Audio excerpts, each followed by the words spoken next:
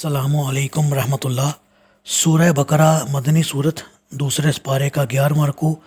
آیت نمبر 217۔ اعوذ باللہ من الشیطان الرجیم، بسم اللہ الرحمن الرحیم۔ یسألونک عن الشہر الحرام قتال فیہ قل قتال فیہ کبیر وصد عن سبیل اللہ وکفر بہ والمسجد الحرام واخراج اہلہ منہ اکبر عند اللہ والفتنة اکبر من القتل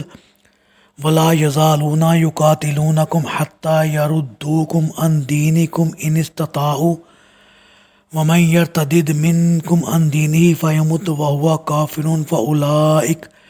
فاولئک حبطت اعمالہم فی الدنیا والآخرہ وَأُولَئِكَ أَصْحَابُ النَّارِ هُمْ فِيهَا خَالِدُونَ۔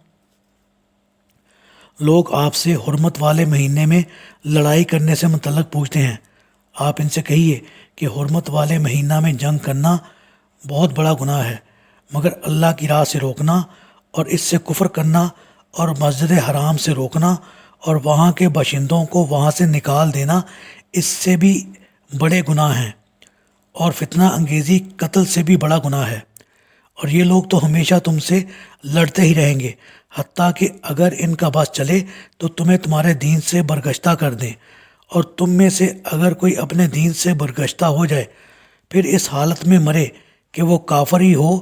تو ایسے لوگوں کے اعمال دنیا اور آخرت دونوں میں ضائع ہو گئے، اور یہی لوگ اہل دوزخ ہیں جو اس میں ہمیشہ رہیں گے۔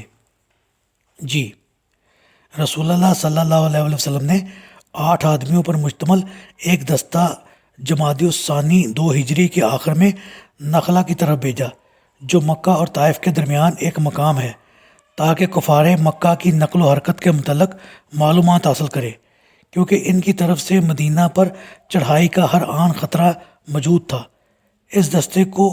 کفار کا ایک تجارتی قافلہ ملا، جس پر انہوں نے حملہ کر دیا اور ایک آدمی کو قتل کر دیا، اور باقی لوگوں کو گرفتار کر کے مال سمیت مدینہ رسول اللہ صلی اللہ علیہ وسلم کے پاس لے آئے،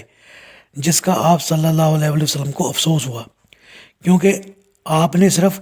معلومات حاصل کرنے کے لیے بھیجا تھا، لڑنے کے لیے نہیں بھیجا تھا۔ اور جس دن یہ لڑائی کا واقعہ ہوا اس دن مسلمانوں کے خیال کے مطابق تو 30 جمادی الثانی تھا، مگر حقیقتاً وہ دن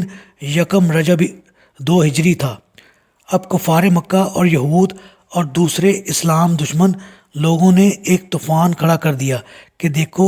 کہ یہ لوگ جو بڑے اللہ والے بنتے ہیں ماہ حرام میں بھی خون ریزی سے نہیں چوکتے۔ اسی پروپیگنڈا کے جواب میں اللہ تعالیٰ نے فرمایا کہ ماہ حرام میں لڑنا فی الواقعہ بڑا گناہ ہے، مگر جو کام تم کر رہے ہو اور کرتے رہے ہو وہ تو اس گناہ سے بھی شدید جرم ہے۔ تم اسلام کی راہ میں روڑے اٹکاتے اور مسلمانوں کو تکلیفیں دیتے ہو، اللہ کی آیات کا انکار کرتے ہو، مسلمانوں کے مسجد میں داخلے پر پابندیاں لگا رکھی ہیں، اور تم نے مسلمانوں پر عرصہ حیات اس قدر تنگ کر دیا کہ اپنا گھر بار چھوڑ کر یہاں سے نکل جانے پر مجبور ہو گئے۔ یہ سب جرائم ماہ حرام میں لڑائی کرنے سے بھی بڑے جرائم ہیں۔ علاوہ ازیں جو فتنہ انگیزی کی مہم تم نے چلا رکھی ہے وہ تو قتل سے کئی گنا بڑا جرم ہے۔ یاد رہے کہ فتنہ سے یہاں مراد ایسی ہر قسم کی مزاحمت ہے جو ان لوگوں نے اسلام کی راہ روکنے کے لیے اختیار کر رکھی تھی۔ تمہیں اپنی آنکھ کا تو شتیر بھی نظر نہیں آتا، اور مسلمانوں سے اگر